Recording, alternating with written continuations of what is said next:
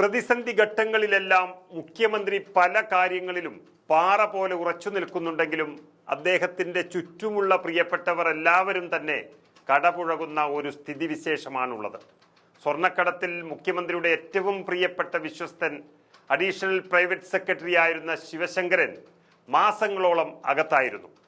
മകൾ വീണ വിജയനാണെങ്കിൽ ഏത് സമയവും അകത്താകാൻ സാധ്യതയിൽ നിൽക്കുകയുമാണ്. ഇപ്പോൾ മറ്റൊരു വിശ്വസ്തനായ ADGP MR അജിത് കുമാർ കേസിൽ കുടുങ്ങാൻ പോവുകയാണ്. അങ്ങനെ മുഖ്യമന്ത്രിയുടെ ഏറ്റവും അടുത്ത ആളുകൾക്ക് ഇങ്ങനെ തട്ടിപ്പും വെട്ടിപ്പും നടത്താനുള്ളൊരു ധൈര്യം അതെങ്ങനെ ലഭിച്ചു എന്നുള്ളതാണ് അറിയേണ്ടത്. ശിവശങ്കരന്റെ അറസ്റ്റോടുകൂടി പിണറായി വിജയൻ കൂടി അറസ്റ്റിലാകുമെന്നൊരു വാർത്ത വന്നുവെങ്കിലും അതിൽ നിന്നും രക്ഷപ്പെടാൻ അദ്ദേഹത്തിന് കഴിഞ്ഞു.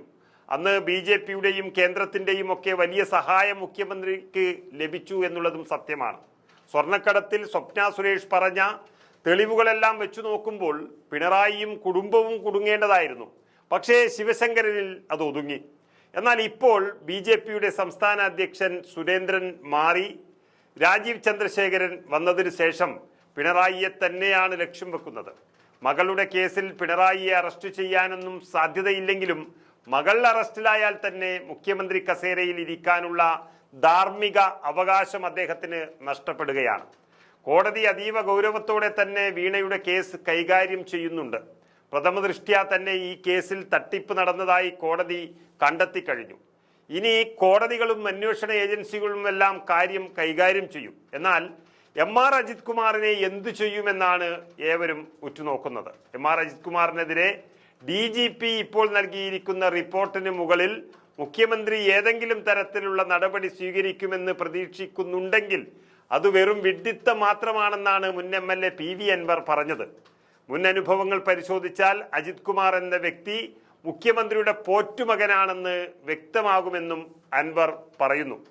പക്ഷേ അതൊന്നും പറഞ്ഞാൽ ഇവിടെ കാര്യമില്ലെന്നും തീരുമാനമെടുക്കേണ്ടത് DGP ആണെന്നും അദ്ദേഹത്തിന് തന്നെയാണ് MR അജിത് കുമാർ കുറ്റക്കാരൻ എന്ന് പറയേണ്ടി വന്നതും എന്നുള്ളൊരു യാഥാർത്ഥ്യം അവിടെയുണ്ട്. ഇന്റലിജൻസ് മേധാവി P വിജയനെതിരെ വ്യാജമൊഴി നൽകിയതിന് ADGP അജിത് കുമാറിനെതിരെ കേസെടുക്കണമെന്നാണ് DGP പറഞ്ഞിരിക്കുന്നത്. സ്വർണ്ണക്കടത്തിൽ P വിജയന് ബന്ധമുണ്ട് എന്ന മൊഴി നൽകിയ നടപടി അത് ക്രിമിനൽ കുറ്റമെന്നാണ് DGPയുടെ കണ്ടെത്തൽ. മുഖ്യമന്ത്രിയുടെ വിശ്വസ്തനായ അജിത് കുമാറിനെതിരായ DGPയുടെ ശുപാർശയിൽ മുഖ്യമന്ത്രി തന്നെയാണ് തീരുമാനമെടുക്കേണ്ടത്. അങ്ങനെ MR അജിത് കുമാർ വീണ്ടും കുരുക്കിലേക്ക് പോകുന്നു എന്നുള്ളതിന്റെ സൂചനയാണിത്. ഉന്നത IPS ഉദ്യോഗസ്ഥനെതിരെ കേസെടുക്കാമെന്ന് DGP തന്നെ ശുപാർശ ചെയ്യുന്നത് ഒരു അസാധാരണ സാഹചര്യമാണ് എന്നുള്ളത് വളരെ വ്യക്തം. അതാണിപ്പോൾ കേരളത്തിൽ സംജാതമായിരിക്കുന്നത്. PV അൻവറിന്റെ ആരോപണത്തിൽ DGPയുടെ അന്വേഷണത്തിൽ അജിത് കുമാർ നൽകിയ മൊഴിയാണ് കുരുക്കായത്. കരിപ്പൂർ വിമാനത്താവളം വഴിയുള്ള സ്വർണ്ണക്കടത്തിൽ വിജയൻ IPSന് ബന്ധമുണ്ട് എന്ന് മലപ്പുറത്തെ മുൻ SP സുജിത് ദാസ് തന്നോട് പറഞ്ഞു എന്നായിരുന്നു അജിത് കുമാറിന്റെ മൊഴി. മൊഴി പുറത്തു വന്നതിന് പിന്നാലെ സുജിത് ദാസ് ഇക്കാര്യം നിഷേധിക്കുകയും ചെയ്തു. പിന്നാലെ P വിജയൻ സർക്കാരിനെ സമീപിച്ചു. ഒന്നുകിൽ അജിത് കുമാറിനെതിരെ സർക്കാർ നടപടി സ്വീകരിക്കണം, അല്ലെങ്കിൽ തനിക്ക് നിയമ നടപടി സ്വീകരിക്കാനുള്ള അനുമതി നൽകണം എന്നായിരുന്നു അദ്ദേഹത്തിന്റെ ആവശ്യം.